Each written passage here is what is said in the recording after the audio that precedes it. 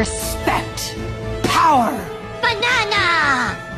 By the way ఇది trolling కాదు, understanding video అనుకోండి. ఓకే, నాకు తెలుసు నువ్వు ఈ వీడియో క్లిక్ చేసావంటే నీకుంది ఐ మీన్ బ్రెయిన్ అర్థం చేసుకుంటూ నా బాధ, నా ఆవేదన, నా ఫ్రస్ట్రేషన్, నా ఇంకొద్దులే చాలు. 2025 నుండి వచ్చిన ఈ మూవీస్ చూడండి నేను చెప్పను. ఇది ఇది ఇది కూడా, దిస్ వన్, ఇది కూడా, అరే ఎన్నిరా అంతే. నాకు కంట్రీ ఫీలింగ్ లేదు కాబట్టి ఇది కూడా. ఇంకా చాలా ఉన్నాయి, దాచాం. అన్ని చెప్పాలంటే ఈ వీడియో సరిపోదు. ఇప్పుడు చెప్పిన అన్ని మూవీస్లో ఒక కామన్ ఫ్యాక్టర్ ఉంది, అదే లో బడ్జెట్. మరి బడ్జెట్ తక్కువ ఉంటే ఆడియన్స్ ఎక్కువ కనెక్ట్ అవుతారా? I don't think so. దీనికి వేరే రీజన్స్ ఉన్నాయి.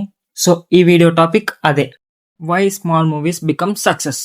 మీరు నా చిన్న ఛానల్ని సబ్స్క్రైబ్ చేసుకోండి అని నేను అడగను, ఎందుకంటే చెప్పా కదా మీకు ఈ బ్రెయిన్ ఉంది. నాకు తెలుసు మీకుంది. మీకుంది. చలో వీడియో స్టార్ట్ చేద్దాం. ఇంట్రో ఇద్దామా?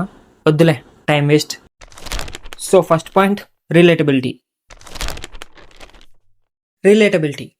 అంటే సింపుల్గా చెప్పాలంటే స్క్రీన్ మీద ఒక క్యారెక్టర్ని లేదా ఒక సిచ్యువేషన్ని చూసి అరే వీడేంటి నాలాగే ఉన్నాడు, లేదా అరే సిచ్యువేషన్ నా లైఫ్లో కూడా జరిగింది అని అనిపించడం, అదే రిలేటబిలిటీ.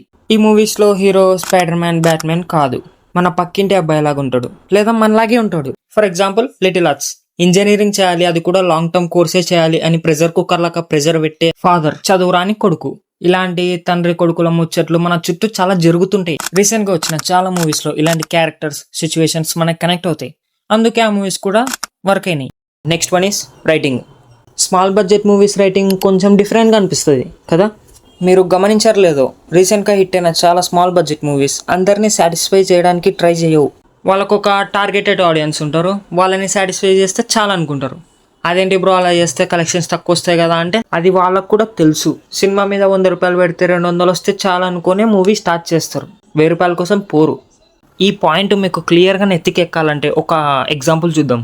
అబ్సెషన్. ఈ మూవీ ఎస్పెషల్లీ థ్రిల్లర్ ఆడియన్స్ కోసమే తీశారు. ఫ్యామిలీ ఎంటర్టైనర్ చేయాలని మధ్యలో కామెడీ ట్రాక్ పెట్టలేదు. అలా పెడితే ఒక విధ్వంసం ఆల్రెడీ జరిగింది టాలీవుడ్లో. ఏంటిది మాకేంటిది అంటున్నా. మీకు ఇంకా క్లారిటీగా అర్థం కావాలంటే commercial big budget movies and small budget మూవీస్కి మధ్య డిఫరెన్స్ చూద్దాం.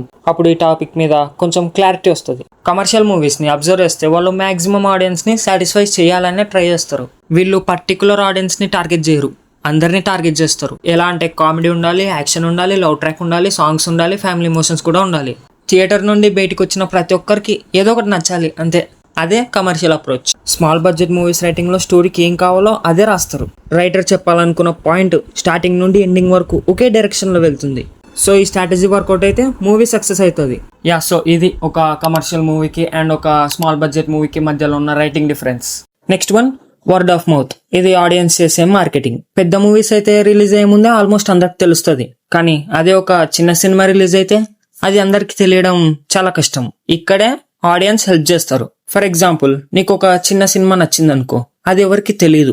అప్పుడు నువ్వు ఖచ్చితంగా ఒరే ఈ సినిమా చూడరా చాలా బాగుంది అని మీ ఫ్రెండ్కి లేదా మీ ఫ్యామిలీ మెంబర్కి సజెస్ట్ చేస్తావు. అదే word of mouth. Social media లేని రోజుల్లో ఇది ఒక మూవీ సక్సెస్ అవ్వడానికి బిగ్గెస్ట్ వెపన్ గా మారింది.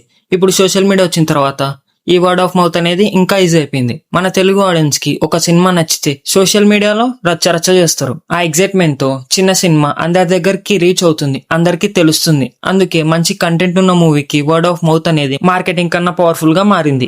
సో ఇప్పుడు నేను చెప్పేది ఏంటంటే, ఈ వీడియో కంప్లీట్ అయింది. నెక్స్ట్ వీడియో వచ్చేసి రాజాసాబ్ మూవీ ఎందుకు ఫెయిల్ అయింది అనే దాని మీద ఉంటుంది అనమాట. చాలా బాగుంటుంది. ఓకే, మరి ఛానల్ని వద్దులే, మీరు చేస్తారు నాకు తెలుసు. బాయ్.